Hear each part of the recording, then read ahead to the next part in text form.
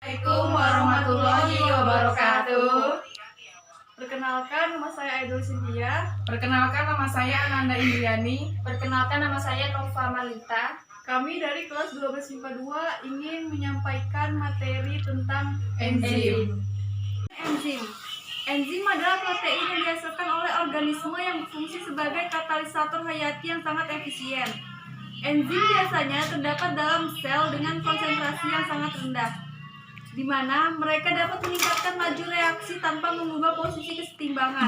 Artinya, baik laju reaksi maju maupun laju reaksi kebalikannya ditingkatkan dengan kelipatan yang sama. Katalis adalah zat yang menyebabkan reaksi kimiawi yang dapat berlangsung.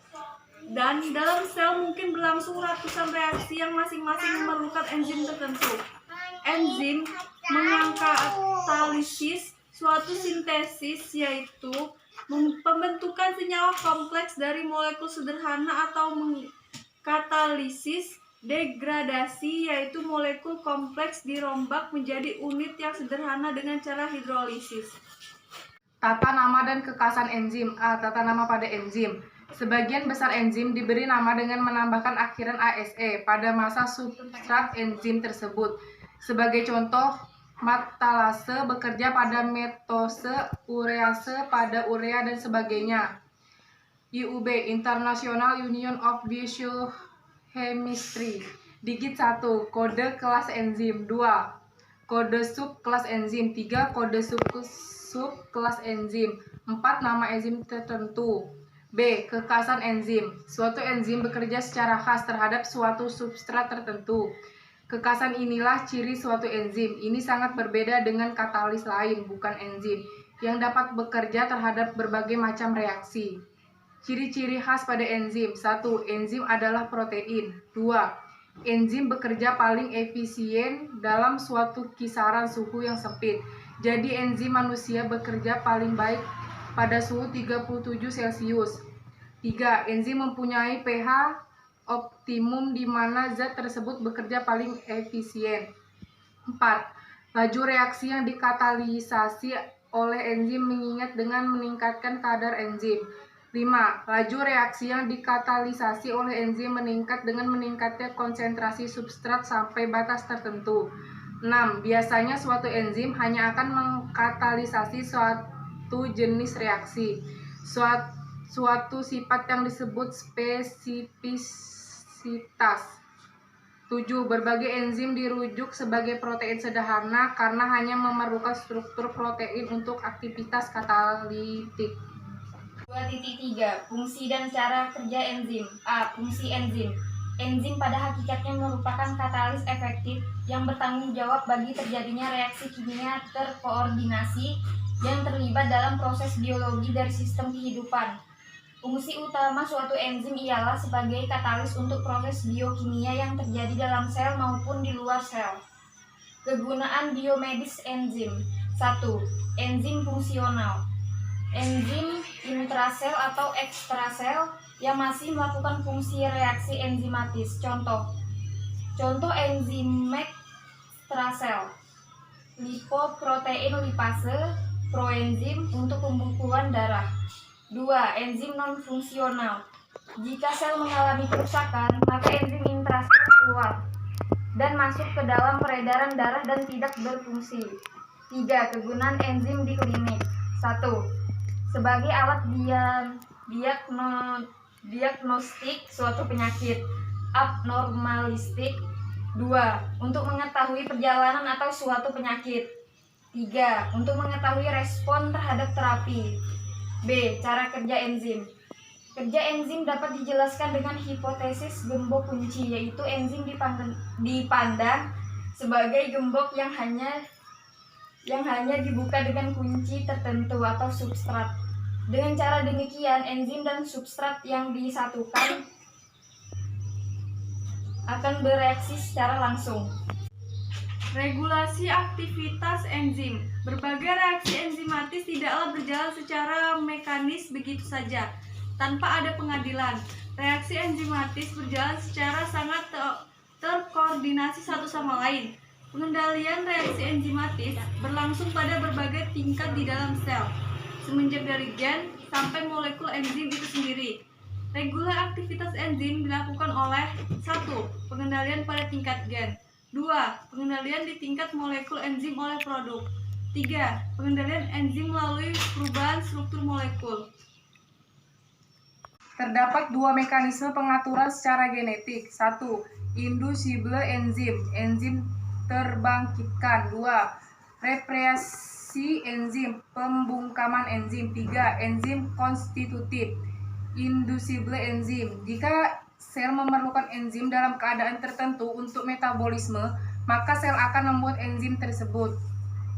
Intinya, enzim tersebut dalam keadaan normal tidak ada, baru dibuat setelah diperlakukan oleh sel.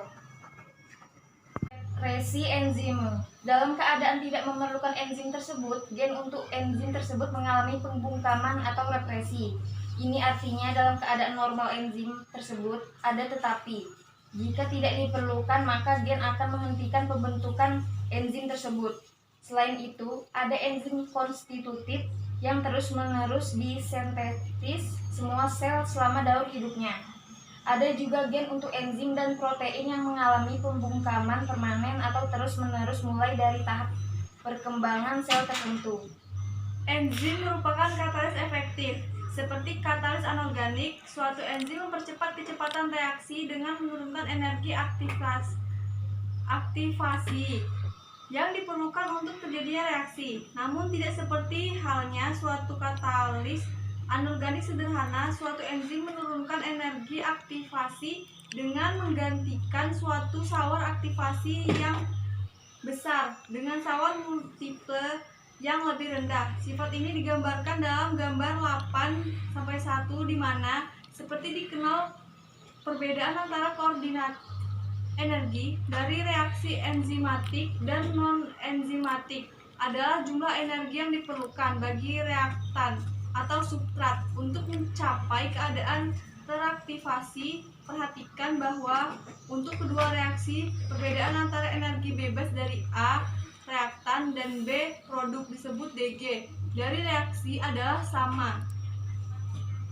Walaupun suatu enzim secara khas mempunyai lebih dari 100 residu asam amino dalam strukturnya, namun hanya sejumlah kecil residu merupakan tempat berdimensi 3 yang berkontak langsung dengan substrat. Tempat aktif seperti ini sering merupakan suatu celah atau sela pada bagian luar molekul untuk menjamin pengikatan substrat yang secara geometris tepat dan orientasi dari gugusan katalitik yang diperlukan untuk aksi enzim. Paling sedikit diperlukan 3 titik dari interaksi spesifik antara substrat dan tempat aktif.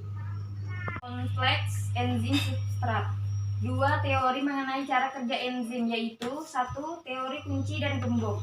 Pada tahun 1890-an, Fischer mengajukan mode kunci dan lubang kunci yang menyebabkan pengikatan substrat melalui pencocokan dari substrat komplementer dan struktur tempat aktif. Selama bertahun-tahun teori ini terbukti berharga dalam penelitian mengenai spesifitas stereo dari reaksi enzimatik. 2. Teori kecocokan induksi. Suatu modifikasi dari mode kunci dan lubang kunci yang diajukan oleh Daniel Koslan menggambarkan suatu jenis hubungan tangan dalam sarung tangan antara enzim dan substratnya sebagai akibat suatu kecocokan yang timbul.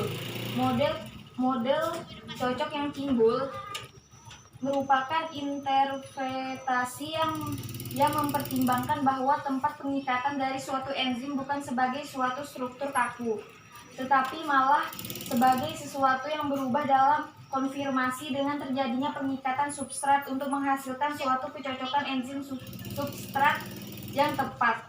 Jadi model Koslan menggabungkan sifat dinamis ke dalam pengikatan substrat. Michaelis Menten. Pada tahun 1913, Leonard Michaelis dan Maud L. Menten mengajukan suatu teori umum mengenai aksi dan kinetika enzim. Teori ini menjelaskan perjalanan dari reaksi enzimatik sebagai berikut. Enzim pertama kali bereaksi dengan substrat untuk membentuk suatu kompleks enzim substrat yang pada langkah kedua menghasilkan enzim dan produk. Kedua, reaksi dianggap reversibel dan 4 kecepatan elementer konstan disebut sebagai K1, K2, K1, K2. Michaelis dan Menten berkesimpulan bahwa kecepatan reaksi tergantung pada konsentrasi kompleks enzim substrat. Sebab apabila tergantung konsentrasi substrat, maka penambahan konsentrasi substrat akan menghasilkan pertambahan kecepatan reaksi yang apabila digambarkan dan merupakan garis lurus. Sekian materi yang kami sampaikan. Mohon maaf apabila ada kesalahan, kami akhiri. Wassalamualaikum warahmatullahi wabarakatuh.